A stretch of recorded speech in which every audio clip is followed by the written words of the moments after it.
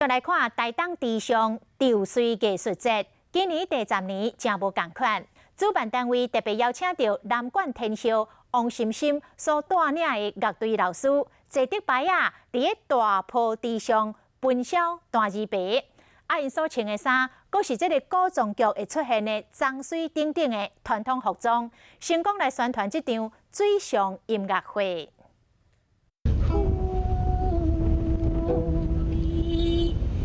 南管天后王心心坐竹牌啊，单琵琶向大坡地中央高过，用特殊的唱调唱出古代经典诗词，真浪漫。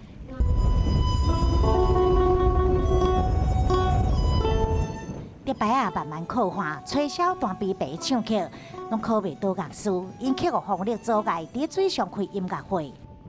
好像回到一种很自然的情境里面，我想要去追求自在的那一种境界。乐师化身做古装剧的人物，连尊夫伊嘛穿传统的脏水，一家人就对池边演奏到草坡顶，完美诠释苏东坡的《吊兰花》甲李清照的《如梦令》。在湖面上演奏，那我们的观众就在池畔的草地上来欣赏，让大坡池的美景，不管是白天晚上。